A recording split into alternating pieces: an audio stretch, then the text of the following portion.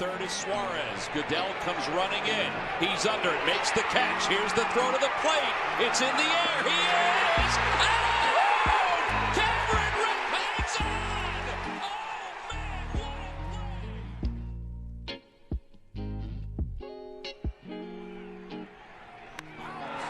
Deep to right field. Way and way. Second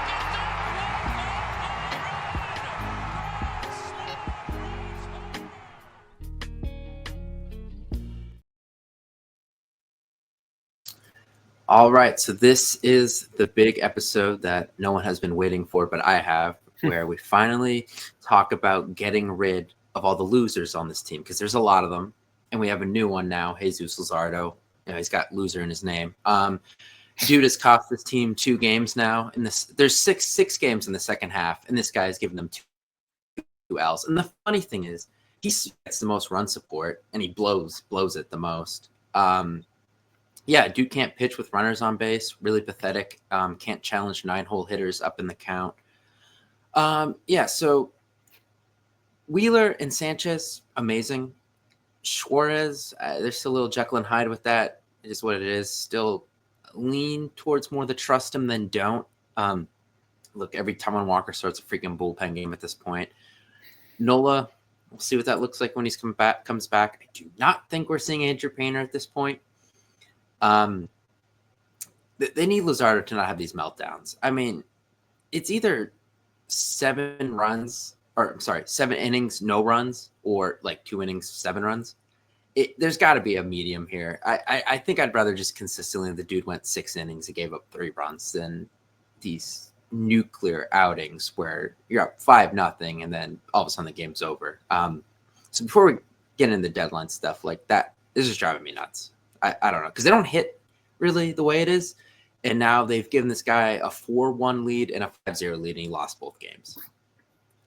Yeah. I think it's definitely interesting in terms of like timing in general. And I know I'll personally touch on it as we kind of get into the deadline stuff, but it makes your deadline complicated a little bit because obviously, the David Robertson signing is interesting. I think like last year he had a really good year numbers wise. He's obviously 40.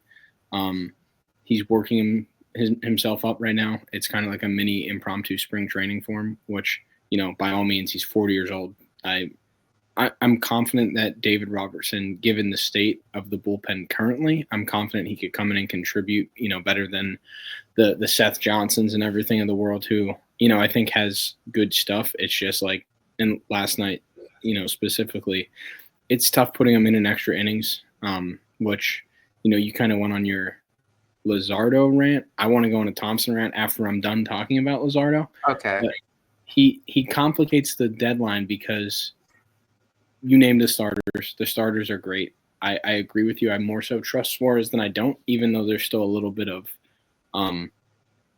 back and forth there. We've seen it as his innings get higher throughout the years, but Luzardo's the odd man out in terms of rotation, so he's going to the bullpen in the playoffs.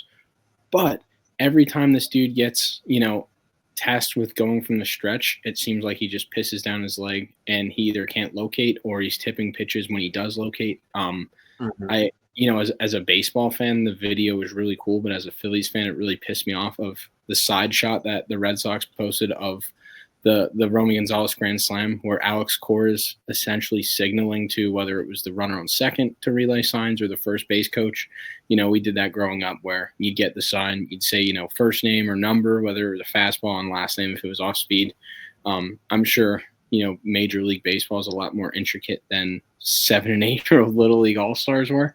But like that it's one of like the nuances of baseball that's so cool. But like, it's been 2 months of Luzardo supposedly tipping pitches with guys on base, and he went to the bigger glove, and it's still happening. So, like, I don't know. Based on that video, there's got to be something that he's tipping, but at some point, it's just like the dude can't pitch with runners on base. And now, he was going to be the guy that goes to the bullpen, and all of a sudden, Tanner Banks is still your top lefty.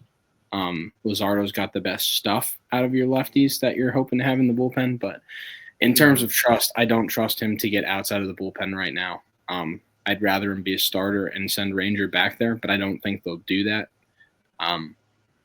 Because then if he's a starter, he's taxing your bullpen for the rest of the playoff series. So you got to go get a lefty, I think, because you play in a league where Otani's there, Soto's there, Freddie Freeman's there. You're going to play the Braves a little bit down the stretch, so you're going to have to get through Matt Olson. The Diamondbacks aren't completely out of it with Corbin Carroll. Like, there are Kyle Tucker, Christian Yelich in the Central. Like, there are lefties all over the place that you're going to need to get out. And, Tanner Banks has been good given the expectations, but I don't want it to be the seventh inning of a game. Juan Soto has two guys on base, and you're sending out Tanner freaking Banks. Rob Thompson. I'm not the biggest Thompson guy. You can't deny that they've won a shit ton of games with him. There's just and I know it's been documented or stated that Girardi was so intense, and then Thompson came in and kind of stepped back a little bit, was a little bit more laid back, a bit of more of a player's manager, and the players like that. But like, when is it too laid back? Like the Phil Cousins bullshit in San Francisco, where he didn't want to say anything because Phil Cousins been known to hold arguments against people calls. That's bullshit to me. And then I agree with that. Last night, Luzardo's clearly struggling, and yes, there was a mound visit, sure, but then after the game, he's like, I guess I probably should have got Romano up earlier. Dude, that's bullshit. It's a week away from the trade deadline. It's not April where you're, letting guys feel it out. You've seen what he's done when he's got guys on base. Like, his tendencies now. You had a complete game the day before and an off game today. There's no reason where you should be pulling punches the day before an off day. In a big game where, I don't think the Red Sox are going to sell at this point, but early in the month when the trade deadline stuff was coming up, and even now, like, we've been linked to Jarren Duran, we've been linked to Aroldis Chapman, we've been linked to Rob Refsnyder, and now they're probably not going to sell. But like, you had a chance to send them reeling. They lost 2 in Chicago, and they would have got swept by us coming out of the break. Like, at least make them think or listen to offers on those guys. But now they're probably going to hold on to them because you probably should have got a guy up sooner. Like, at some point, the sense of urgency has to be there for a manager. And like the cliche answers of he's a baseball player, or I probably should have done this or probably should have done that. Like, it's year 3 of this core not winning shit. And like, something's got to change soon, whether it's the players, the manager, something. Like, they have to do something to send a spark. And he's too laid back to do it, I think. Yeah.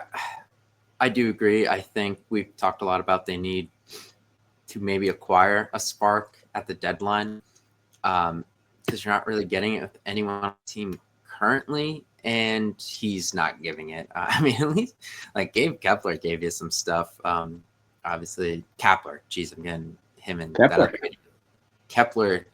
I'm getting all those idiots. Kepler the spark? No, I meant Gabe Kepler. Like, he was a little too berserk, but like, I think he kept, when they were playing in over their heads, I think part of it was he was giving them the energy to feed off of in 2018, and then it kind of blew up. But like, this team does really feel like they're going through the motions. There are no hype beasts on this team. Like, Trey Turner's very quiet. Kyle Schwarber's very quiet. Your hype beast is a platoon player who barks and has an OPS of 650. Yeah. Like, Real Muto doesn't really talk. Bohm only talks when he grounds out and then slams his helmet. Stott's not much of a talker. Bryce and Castellanos were. I feel like they've grown out of it. So like, like, it's not there. And none of these, I mean, like, Sanchez and Luzardo give you some emotion. They pitch once a week. So, that doesn't do enough for me. Jose Alvarado was the, big emotion guy. Obviously, actually, he'll be back soon, but I mean, like, he's cooked. Strom's pretty animated. Yeah. I just don't think it's enough, like, with the guys you see on a nightly basis. So pretty much the hitters. Yeah, for sure. So if you're not going to get it from any of them, you kind of need it from a manager. You're not getting it with anyone right now. So that is something that, I think needs to improve because they just seem a little flatlined at times. So I do agree with you on that. There needs to be some kind of fire from And I think this deadline, which we'll get into talking about now, but they have a chance to maybe set a fire under them by making them uncomfortable.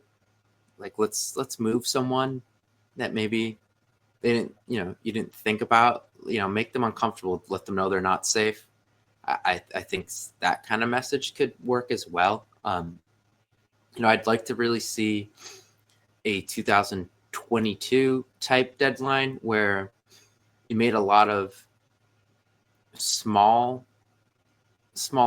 additions, I guess. But what you did in doing them is you got to break off all the losers on the team at the time, the Didi Gregoriuses, the Familias, the Adubel Herreras, probably missing someone else. Was there a starting pitcher they moved because they went and got Syndergaard? I cannot remember, but I don't know. But Dom's not going to be happy with the Odubel comment.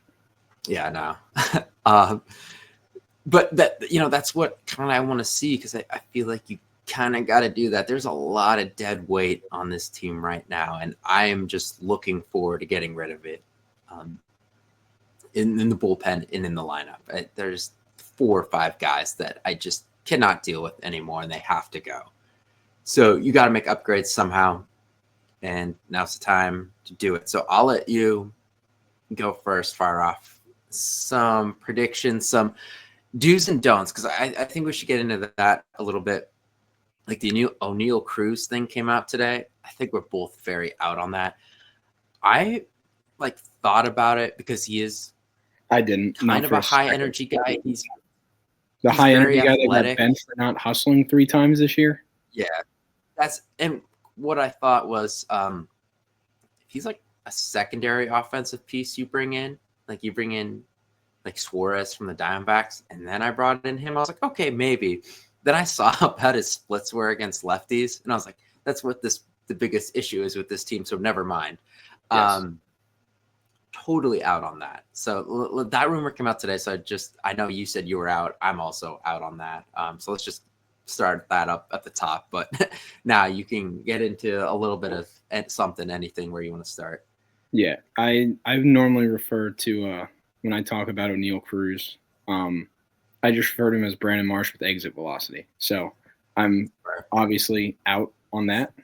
But I have like some tiers, some do's and don'ts, and then I have a few trades I kind of estimated on value. But in my perfect world, they'd go for at least one of the big names that have been mentioned.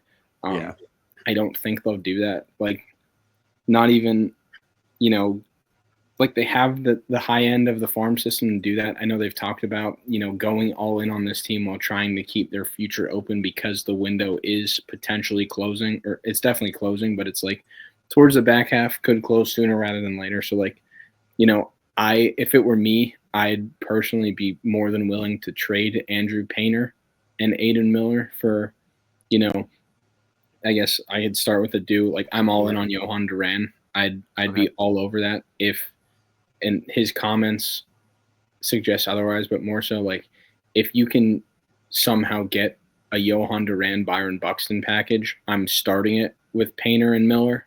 Yeah. And adding on, Crawford probably. Like I'll send 3 top 5 prospects there for those 2. No questions asked. Obviously the Buxton comments that he's a twin for life kind of, in theory, put that to rest. I'd still do Duran. I'd start it with Miller, but yeah, I don't know what the Twins are gonna do in terms of selling those guys off. But do's and don'ts. I'm out on Stephen Kwan. There's been a lot of rumors there lately, kind of like you just mentioned. This team needs a Eugenio Suarez that's a righty power bat, and Stephen Kwan's a lefty slap hitter. He'd be great at the top of the order. He'd give you a 4th guy that can essentially hit. But yeah, him and Turner up front getting on base for Harper and Schwarber would be fun. But like, I just think about what we saw this week with the Red Sox just brought in Aroldis Chapman whenever the hell Harper and Schwarber were up, and it just did not go well for them. It went well for Real Muto. Yes. But it did not go well for them. So now all of a sudden the top of the lineup comes out. You have Kwan, versus like a lefty, and then Turner, who against velocity has not been great this year. And then those two again, like you kind of have an issue. Yeah. And then I guess I'll kind of group this in there. I know, and you'll talk about, but you feel a little differently about it than I do. But I'm in on the big closer, whether it's in my ranking. I kind of go Duran, Bautista, Clase, Helsley. I think Bautista is on 15-day IL with shoulder inflammation right now. So I think we're chalking him. I did want to bring that up because he was actually, if I did go big closer, he's kind of the cheapest of the group. So he was the one I actually wanted. And then I saw that, so I scrapped it. Yeah, I didn't see that. So that's why I had him over Clase. But like I'm in on obviously Duran, but then like Clase, or I don't know if the Cardinals are going to sell. They're like 4 games out. So like I don't know what they do with Helsley, but like I like Kerkering a lot as an 8th inning guy. I think he's got closer stuff, but I don't know if I'm fully there yet to make him the designated closer. And, you know, based on the reports that came out where, you know, the Twins are looking for 2 top 100 prospects for Johan Duran or Griffin Jax, I'd rather just get Duran if, you know, the prices are relatively similar. Right. Yeah, I thought if Jax was a little less, I was very interested in him. But if the asking price is exactly the same, Jax's underlying numbers are crazy. The ERA isn't great, but like the K rate and stuff is insane. And I think the FIP is really good. But if it's going to be all things equal, give me the guy that has been the career closer. That was kind of my thought process too. And then, you know, basically piggybacking off, you know, what you said exactly, a Cade Smith or Griffin Jax I'm in on if the asking price is cheaper than those closers are. You know, get the 8th inning, you know, the career 8th inning guy that you can move to the 9th and see how it goes and hope that the stuff plays, which, you know, given how good their stuff is and the numbers are, I'm sure it would. But I was kind of just leaning of, you know, the guy who has that experience with the adrenaline rush of the 9th inning consistently and slamming the door like that. I'm out on Jarren Duran. I don't like I didn't like what I saw this week from him.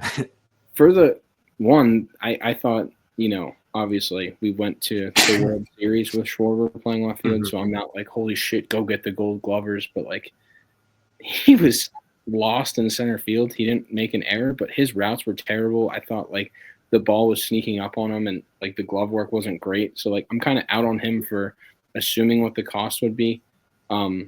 Like I don't know. I'm not thrilled that I'm seeing rumors for him or Stephen Kwan, just given the way that, you know, like we keep harping on righty power bats. Like I'd love Eugenio Suarez. He's in my do category, but I don't think they'd do it. I'd love for them to move Harper back to the outfield. You kind of kill 2 birds with 1 stone like we talked about last time, but I just, you know, don't see them doing it, as unfortunate as it is. In every report, it seems like, you know, the Mariners and the Yankees are there. And I think if it came down to us, our front office, or them, they'd be a lot more desperate than Dombrowski would be to go get that bat. So I like but I don't think they will. Yeah. Okay. You're going to love this one. I am in on Luis Robert. If it does not cost me, if the package does not start higher in our prospect rankings than Dante Nori. That's where I'm at too. So the numbers for Lubob are getting better. And no, this is not me agreeing with your dumb argument where if you take him off the White Sox, he'll try. Because have you seen what Sheets and Vaughn have done? If he wants to get off of the White Sox, he should be playing good, so his value is higher. But I'm not. Well, he has lately, so I think he sees that. Well, it only took him 3 years to trade room, so congrats, dude. But like, he's starting to hit, and he is, you know, the average is whatever it is. It's going up lately, and the pop is, you know, undoubtedly there. I think he can come in and help. He can run a little bit. Like when we're talking about spark, like. Again, for the cost, if you could get him at a reasonable cost where you hold on to Justin Crawford and Dante Nori's a duplicate who's been hitting, you know, 340 for the last month just in time, wherever he is, you know, perfect. We talked about probably a month and a half ago about how every middle prospect that we'd like to trade was sucking. And now like the big one, Dante Nori, has been playing really well just in time. So like Cabrera too got that ERA under 4. if you can start a package there, even if it's those two, like send them and like a Spikerman or an Alex McFarland or a Griffin Burkholder who has tools and just isn't having a great year, like by all means, I'm all for it because I think like the skill set for Luis Robert is like exactly the spark that they could use in the middle of the lineup. And then I'll just run through some of the other tiers so we're not spending 2 hours here. But Sure. Rob Refsnyder, hell yes. I thought he hit the shit out of the ball off lefties this weekend. But, like I said, Red Sox aren't selling because, we didn't want to we fell asleep when Luzardo was struggling. Like I mentioned earlier, I think with the Luzardo struggles, we may need a lefty in the pen, which I'll talk about in my trades. But Reed Detmers, hell yeah, he has 3.5 years of control left. But given those 3.5 years of control and the Angels like still oddly being in the mix and probably going to do the same thing they do every year, we have Mike Trout. We owe it to Mike Trout to buy. I don't think they'll sell Reed Detmers. And if they do, for 3.5 years of a hard-throwing lefty out of the pen, probably a little bit too pricey. O'Neal Cruz, we talked about. Hell no. I'm staying far away. And the one that's kind of been dangled out there really for the last 2 months, it feels like, Cedric Mullins. It's like he's just Brandon Marsh, except older. He's worse than Duran and Kwan. So yeah. At that point, like, I'm good. Okay, so just some of the mock trades that I had. Again, I'm, guessing on value, but given what I just said about needing a lefty, I'm trading Griffin Burkholder, Seth Johnson, and Keaton Anthony. I don't know if it'll be enough given the scarcity of lefties at the deadline, but I'm trading those three for Danny Colombe. Colombe, yeah, one of those two. Yeah, from the Twins. He, had an insane start to the year. His ERA sub-1 for a lefty out of the pen. I think he has like 29 strikeouts and 30-something innings, low 30 innings. He's, pretty deceptive with how he throws the ball. I think it's a mid-90 sinker that has really good run. So, like, Strom's been getting back to that level but he's still like mid-90s at best, whereas I think Colombe could kind of get up to the upper 90s when he has to. So I'm throwing another lefty in the pen that I could trust and get the big outs in October. And then, I don't know if you need to throw in more prospects, but I'm adding Harrison Bader into the trade, and you'll kind of see why as I go down. I like that, and I do think the 2 for 3 would be good. Seth Johnson actually has a little more value than we think. I actually like Seth Johnson a lot. Yeah. So like I was I know the homer was annoying as hell, but yeah, he strikes out a lot of guys. I was kind of having Seth Johnson in there as like the not blue chip, like that's the wrong term, but like kind of the main piece of our package. I think that's fair. Harrison Bader has pretty good numbers against lefties. I think it's like a 113 WRC plus. So like, we'll get to why I think that kind of makes sense. But then the next thing, I'm getting a lefty. I'm getting David Robertson, which we already got. And then I'm kind of shying away from the big name, but I'm trading Gene Cabrera and John Spikerman to the Pittsburgh Pirates for the rental Dennis Santana. I'd like one more, back-end righty in the pen. Kind of like the strategy that I used a few years ago when it was, prime Sir Anthony and Alvarado, like give you the flexibility to throw those guys out there when the middle of the lineup's coming up and then still have dogs in the back end that could get you outs and not like worry about, having to send. Although he's been good lately, I'm not ready to fully commit to Max Lazar anywhere past the 7th inning. Yeah. Like you can send Kirkring out earlier and then still have confidence in a guy in the back end that could get righties out or, give you good innings in high leverage spots. Mm-hmm. And the last trade that I'm making, which will explain why. Well, first, I'm DFAing Max Kepler. Obviously. See ya. And then I am trading for Luis Robert, putting him in center field and letting Marsh and Bader platoon in left field.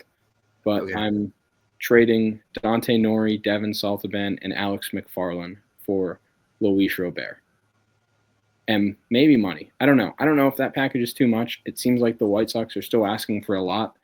I think It's they are probably today, but yeah. it's probably more than I'd like to pay for Luis Robert. But at this point, if I can get through that trade deadline, I think those are, 3 big trades that help them a lot. And you're still holding on to the top 6 of your farm. Like, I'm good with overpaying a little bit for the biggest name in the 3 trades that I mentioned. Yeah, I like it. I will say 3 games before the trade deadline, the Phillies do play at the Chicago White Sox. So maybe he comes back on the plane. I'm not totally opposed to that. I feel like the rumors are out there for the other names. Like, Dombrowski always just pulls something out that Makes no sense. kind of just comes out of nowhere. So, like, while I'm, a little annoyed that there aren't too many Phillies rumors out there, and the rumors that are out there I don't love, I'm like, I don't know. I'm like cautiously optimistic that they understand. And like shit like yesterday, as annoyed as I was with Thompson, it's like the perfect thing to happen a week before the deadline, because complete game into an off day the following day, and you're having to throw out like Max Lazar and Seth Johnson in leverage. That's a problem.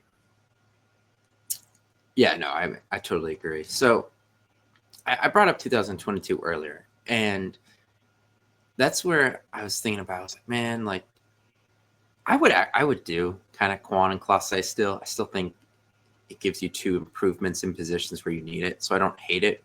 But you're blowing quite the load there, which I know it's whatever, but it is a lot. I thought about like a big pool of guys that are not at that top line. The Bautista out now probably with this whatever this shoulder inflammation is, but like Duran, the closer and the hitter, I guess, Quan, Clase, the guys that are going to cost you a boatload, and just getting one of them and being like, look, we made this huge move to go all in.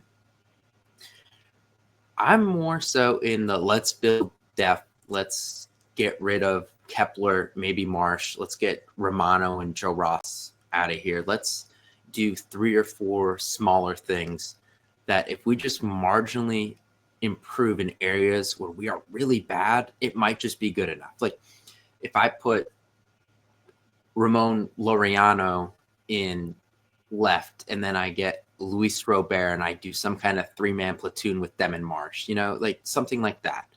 And then I get Sir Anthony Dominguez back, or that Kurt Ridge, whichever it is from the Orioles too, like with Laureano, and kind of like that other pool of relievers we were talking about, like Bender from the Marlins, Finnegan on the Nationals, some of the lower level guys on the Twins we just discussed as well. I was like, if I grab 2 of those guys for the bullpen, instead of just putting all my eggs in a Duran or Clase basket with me having Robertson coming in, whatever we think of Luzardo, the stuff plays in the bullpen as long as he's not freaking tipping and all the nonsense he's doing. Then all of a sudden I have a really deep bullpen that I don't have to rely on the same guy every night in the playoffs, because honestly they're getting like outs. It's just let's improve the offense and give these guys a little more breathing room, and let's get rid of the absolute bums out there. Like I'm not putting Daniel Roberts, where the hell his name is, in a playoff bullpen.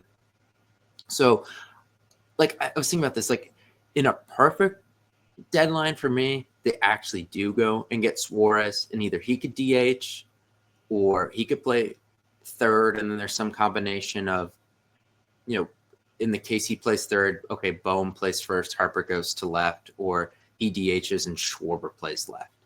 And then I'm getting one of like Bader or Robert to do some kind of platoon with Marsh in center. And then I'm taking, if it's Schwarber, I'm taking him out, late in games. Hopefully we're up by a few runs. And then those 2 are playing center and left for me. And then I'm solid defensively. And then I'm just bringing in 2 of these bullpen arms to kind of deepen my pen a little bit, because I do like Kirkering. I'm interested to see what we get from Robertson, because if we get Robertson from last year, like that's a big piece in a sense. Just his K rate was good. The underlying numbers were even good. So there's 99 strikeouts in like 70 innings. Yeah, if he could replicate it, it's a lot to like. Strom is getting better, so we'll see. I still don't totally love Banks, but like that strikeout to walk ratio is actually like really freaking impressive. It's close to 11, I think. It's like 46 strikeouts to 5 or 6 walks, like something nuts. Yeah, I think I'm almost ready to stop like picturing Brad Hand in my head every time he goes to the mound. Yeah. Like, I think I'm almost there. Yeah, and I'm keeping like you. I get to hold on to a lot of the top prospects. So then this off season, if this little plan I've brought up here doesn't work and they don't win the World Series, I could bring these guys up to replace these pieces, or then I could trade them and finally do something big. I think the draft, which we're expected to sign 19 out of 20 of our picks, and like the Gage Wood signing is huge because it's essentially an MLB ready arm that Brian Barber said they want to keep him as a starter, but he's got legitimate stuff that plays out of the bullpen. So if your little depth plan doesn't work, you do have guys with stuff that are waiting. And like Matthew Fisher signed, so an Abel who's pitched really well since being sent down to AAA, or not like Matthew Fisher is not on the pedigree that Andrew Painter was, but like you have very projectable arms that are in the system, and then you drafted a million college arms that have really good stuff. Like that dude from Baylor in the 5th round is apparently Kirkring's level in terms of sweeper and stuff like that. So like like you said, if this doesn't work, you have guys that are right there to replace them. Yeah, and I mean, if this doesn't work, they have to blow it up anyway. Like Castellanos got to get out of here. You got to get out of this Taiwan Walker money. At least one of Stott, Bowman, Marsh got to go. So you got to do some things anyway if this doesn't work out. So I think giving you some flexibility to move stuff around in the offseason isn't a bad plan B either. I say all this, but I'm also like very much not opposed to the Duran Buxton, and then like one of like if you get Colombe or however you pronounce his last name in there as well. Like I'm all in on that. I actually like doing that, but because Buxton pretty much said he doesn't want to leave, I'm more in the let's work around the edges and see where we can get slightly better, because I don't think it's that hard to get better than Max Kepler. Brandon Marsh is not good. I am so over this Brandon Marsh. They got us so high. I am so over this Brandon Marsh being good stuff. The numbers look good like the last 2 months, and his OPS is still at like 660. The last month is actually bad. It's like 208. Oh, well, that probably makes more sense with the numbers. Yeah. But like he also only has 3 home runs. Like I don't. More people are like over in April, right? People are like Brandon Marsh is having a great year. He's look at the numbers aside from the first month. It's like no, he's not. No, he's not. He's not good. I'm over it. That experiment kind of worked like in 22. It has not worked since. He's a Gold Glover in left, but he plays like an average to borderline below average center. Yeah. If you could get out of him at this deadline, I'm not over it. But I also don't want Max Kepler here, so I want. I'd take him over Kepler. Yeah. So in that case, then I'm totally revamping the outfield, which. I think the situation where both of them are gone is if you do get Suarez and then one of Schwarber and Harper's playing left, and then you're giving like a Bader or a Robert every day in center, which I don't know if they do, or if they bring up Crawford, he plays center every day, which is something that could also happen if he's not traded. So it seems like it's trending that way if he's not. Based on the article that Matt Gelb wrote with Dombrowski's comments, like it seems like if he's not traded, we see him at some point in August. That's why I think Marsh could get traded. Which I'd be fine. I'd take Justin Crawford over Brandon Marsh. Like I think if we're talking he's not on this level, but like dude, Chandler Simpson for the Rays is electric, and like I think Justin Crawford's game is very similar. And if you look at like Simpson's numbers, they're not like that ninth and get on base a little bit. Any means, but like he's hitting 300 over 300 with a 6 something OPS. So like very similar to Marsh minus the quote unquote pop, but Marsh only has 3 home runs. So what pop is there? And it's like he causes problems on the bases. Like Justin Crawford has 30 stolen bases already this year, and he's had 30 plus in every season that he's played. Like he is legit like electric when he is playing well. Yeah, and I know we talk about the ground ball rate a lot. Shit, if we're in the World Series against the Yankees, that dude could hit as many freaking ground balls as he wants because they will not field them, especially if we're at Volpe. So, you know what I mean? But like that's exciting to think about, like him batting ninth, Turner leadoff, and then I got those two speed demons on base, and then I have like Schwarber, Harper, Suarez coming up after that. Yeah. Like, you know, that's something to think about where I'm just like, screw the defense at one position at that point.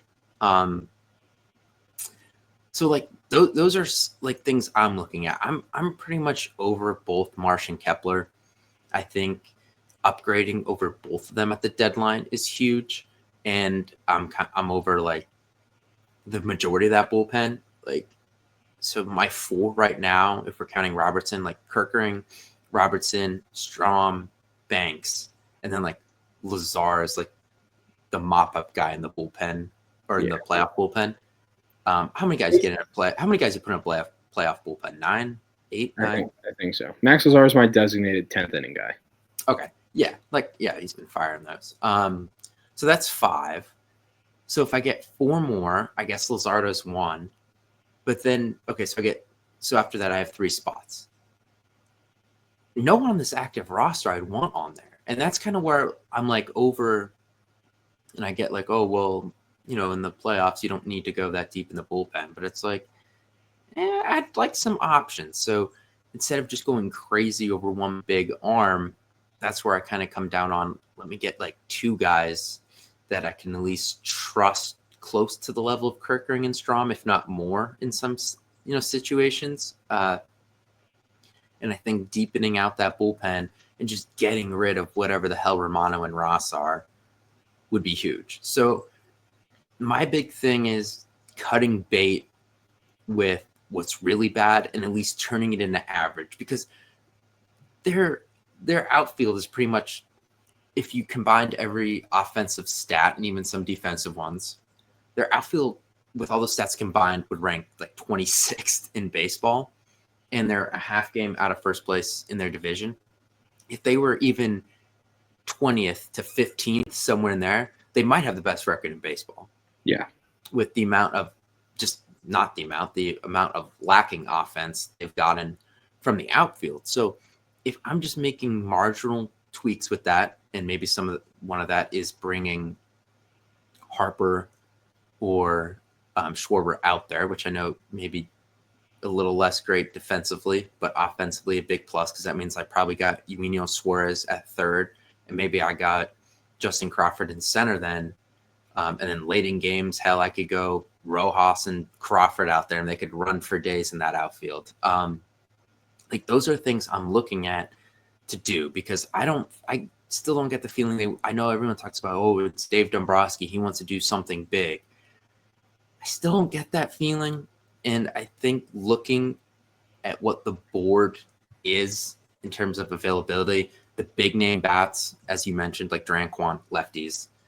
And then do we really want to blow it up for a closer? Like, I don't think, like, if Mason Miller and Brent Rooker was a combo, I'd think about it. Like, that's totally different for me. That's a righty bopper and a closer with a lot of control. So, Yes. I'd be in on that, but I don't think that's happening. In terms of, like, the packages that are there, I'm kind of more like, around the edges will do it, just because I think Kepler and Marsh and like Romano and Ross are just so freaking bad that you're already a really good team. You can get to that top team in the NL by just being average in positions that you are currently below average. And this has been very long-winded, but that's kind of what I'm going at. Say that again. They're what? Just being well. No. Don't get me started. No. Do not get me started. Do not get me started. You said they're a really good team. Well, at times when Lazardo doesn't pitch, when Kepler doesn't bat, Stott prior to kid number 2. Yeah, Stott. We didn't talk about that. That number father of And two Bryson Stott might change be the walk-up song, which I love. He's starting to grow father on. of He's two grown new on me a walk-up little bit. song. Bryson Stott could be the difference. Here's the thing. And I should have brought this up earlier. He's annoyed the hell out of me for 2 years now. But I don't know if you noticed, we have not talked about like middle infield help. There's value during to this. There's none to get. So the dude's got to hit because they cannot upgrade over him. So I need him to be good. There's also value to how he plays defense, but yes, there's really no upgrade out there. Yeah. So, like, the thing is, like, I can root. This sounds kind of bad. I can root for Kepler and Marsh. Absolutely horrible, because then I could see, look, there's upgrades out there. Go get them. When it comes to Stott, it's like, yeah, like when he goes like 1 for 25, I laugh, walk up song, blah, blah, blah. But you can't really upgrade over him. So I'm like, dude, we got it. It's the only way to go is to go up. Like, I need you to do something. You know what I mean? Like, dude, this is maturity for you. I know. But really, this has just been like a Kepler and Marsh hate fest, which the majority of my beef has been with them. Castellanos is just as freaking bad, but can't do anything with him. Yeah, but he was dancing right now. to Nelly. He was dancing to Nelly. I mean, he did hit a home run last night. Cool. That AB had in game 2 in the first inning. I don't know how the hell he got an RBI out of that. There's just sometimes with this dude where you're like, whoa. But long-winded again. Best division series hitter ever. Yes. If him and Real Muto like can move down to, dude, JT's been good. Pretty much what I'm trying to say is I need a 4 and 5 hitter. Yeah. You know what I mean? If my 6 through 9 is Real Muto, Castellanos, Stott, and not JP, Justin Crawford, like, okay. And then my 1 through 3 is Turner, Schwarber, Harper. I need something in the middle there. You know what I mean? Like Suarez and Bohm, I guess, would be back in that situation. Who else could I pull up here that I was thinking about? Like, I feel very similarly. In like the biggest, I mean, I get frustrated with Castellanos just because of the World Series and the NLCS against the Diamondbacks and all that shit. But like, I think like the current frustration with him and JT's been really good. So I'm not gonna fully lump him into this, but like early in the season is like, and even with the power numbers, like he's not fully there. Like that was his first home run off of a lefty since September. It was freaking Chapman of all people. So like I think the biggest frustrations with them are, one, the money figures they're getting paid. Like I think annually JT makes like more than Harper or very close to what Harper does, and Castellanos is $20 million. So like the money figures with them and where they are in the lineup, the production needs to be more. Now, like you just said, if they're hitting 6th and 7th, or JT's case, and move him down to 8th, all of a sudden if JT Realmuto is hitting 8th and not 5th, that's elite catcher production again. All this stuff, and it's weird to say that because he's still hitting that way as a catcher, but then if you separate it, where okay, here's 5-hole hitter production, and here's catcher production. Yeah, it's like the 5-hole hitter production is terrible, right? But the catcher production is great. Like it's tough to have those two one and the same. So like if you can get the bat to put in the middle of the lineup at this point, whether it's righty or lefty, like you said earlier, I don't love how the Red Sox just like threw Chapman out there whenever Schwarber and Harper came up, but they did, and I think that's going to happen a lot down a stretch here when possible. But like if you can get a bat in there to protect them in a sense, and have JT move down in the lineup, like all of a sudden your lineup's a lot deeper. Yes, because like these guys have some talent. They're just put in positions where that talent looks worse than the expectations are too high for a 5-hole hitter, but it's like the dude's a catcher.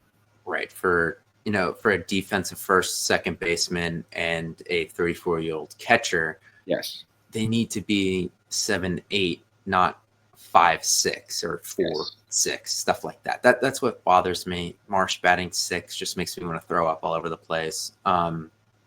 Brutal. But super long-winded, obviously. I said this again. But the thing is, when I listen to like the radio or Twitter and everything, and it's like, oh, should they get the big bat or the big closer? To me, they're not that one big piece where let's trade Miller and Crawford and boom, like look at this big piece we brought in. I think marginally upgrading in 3 to 4 different spots is a better route, just because of how hot Schwarber and Harper have been. Turner has been good. Real Muto has been good lately. Obviously, the front part of the starting staff has been great. We'll see what we get from Nola. If Painter pitches tonight, if that goes well, we'll see what eventually happens with him. Abel, if he survives the deadline, which I do not believe he will. That's where I'm at. I don't want to blow the load on getting one guy and be like, look, we did it. We made the all-in move, because I just don't feel like that actually really improves them all that much. I think going from below average to at least average in 3 to 4 spots is actually what's going to make this team great. Yeah, no, I definitely agree. Like when I tried to make my deadline, like as much as I'd love the all-in package of Duran and Buxton. Like we said, I don't think Buxton's happening for anybody.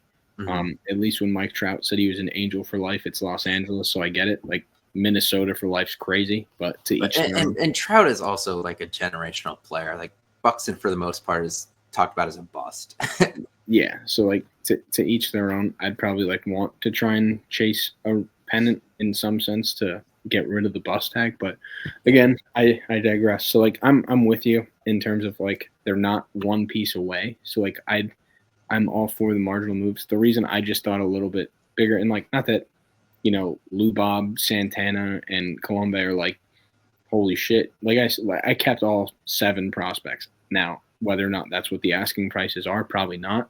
Mm-hmm. Given, it's a weird market with the expanded playoffs, but like I'm just tired of, I feel like we've been saying this every year, go get the big guy, go get the big guy. And they've just done marginal moves that, at the time, the Marsh marginal move was, good in 2022. It's faded a little bit. Like Syndergaard was okay. I think looking back at it, Lorenzen was probably marginal, but at the time, like he was one of the hotter names. You traded a top 10 prospect to get him. Like, yeah. The marginal moves in the past haven't done it for me, and clearly hasn't done it for the team, considering they haven't won a World Series. So, like, that's why I'd like them to swing a little bit bigger, because you've tried the marginal moves and it hasn't always worked. But I agree with your logic where if they can improve in multiple areas with multiple guys as opposed to one, it'd be great. It'd be great if they got one big one and then didn't stop.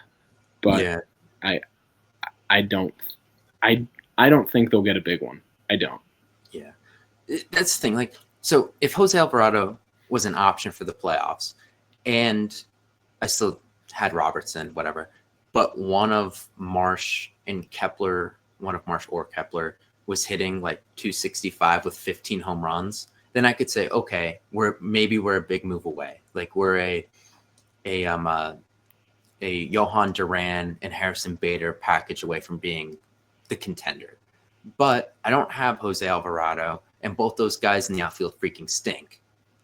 So I that's where I'm like, I don't think the one big thing is what needs to be done. So they always talk about wanting, this prospect capital. I'd rather spread it around and improve in a bunch of areas a little bit than throw it all at one area and be like, look, there it is. So I honestly changed this thought process. All-Star break, I was very much in on the big package. And then I watched this team these past 6 games and I'm like, damn, like if they just got 1 or 2 more runs in 2 of the 3 games they lost, they would have won them. If they had one more bullpen arm where it didn't have to be Seth Johnson, we might win that game. And that's where I'm like, just get a little better in a bunch of areas, and I think you'll be in really good shape. Yeah, I definitely agree. I guess my last thought, and it's Sure. like hindsight. You know what kind of sucks? I was reading the ESPN article the other day about Jeff Passan's article about where, 30 teams stand heading into the deadline. And the opening sentence of the article for the Phillies was, the Phillies have quietly developed one of the top farm systems in the league. And it's like, this happens, of course, in the back half of our window when, Harper's halfway through his contract and all these guys are aging and, Wheeler's supposedly retiring in 2 years. It's like, but when the window started, we were sitting there with freaking Adonis Medina as our, top pitching prospect after we traded Sixto, and all these scrubs like Adam Hazley and all these guys who amounted to absolutely nothing. It's like the minute where the expanded playoff kind of kills the way the trade deadline goes because less teams are selling, and you really have to send hauls at guys to pry them off these Cardinals teams that are, 4 games back but are up in the air. Like, of course, quietly develop one of the best farm systems in the league happens then, as opposed to, oh, it's the start of the Bryce Harper window. Let's, sell prospects and start this core early. Like, of course it happens 5 years later than it needs to. Yeah, I know that is unfortunate. Obviously, that's what it came to. Will say is now, as I mentioned earlier, if you do kind of what I mentioned for the deadline and you don't sell off a lot of those big pieces and this doesn't work, then you can move those prospects and try to make some all-in moves this offseason. And then if it does work and you've won the World Series this year, all of a sudden you have this influx of young talent for the next 3 to 5 years, and then all of a sudden the window is open longer. Yeah, and I think that's where I'm at. That's where I'm at, and that was also part of my deadline thinking. But and I completely trust like now compared to where like Brian Barber, and he's now GM, but Preston Mattingly have done like a great job of setting up the farm system and getting everything on the same page from the majors down to the rookie leagues, like in terms of what they want to do and what their approach is. So like obviously infrastructure makes all the difference in that sense. So like why couldn't this happen 5 years ago? I don't know, maybe because you had, morons kind of running that part of the show. So like having people who actually know what they're doing makes a difference. But, maybe I shouldn't say that because Christopher Sanchez for Curtis Mead's a win. So shout out Matt Klentak. Yeah, he hindsight, he did a little more than I think we think he did. The current team that he built wasn't good, but his eye for the future wasn't bad. They just drafted horribly. They were so bad at drafting, and it screwed them. And it didn't help that the Mickey Moniak draft where he had 1-1 sucked. Yeah, he's good now. Well, he's good in Colorado. Yeah, true. All right, well, this has been a long one. That's going to do it for this one. Next Thursday or before, whenever trades start happening, you'll probably hear from us maybe in a couple short spurts, but we'll be in there somewhere. So we'll talk to you then.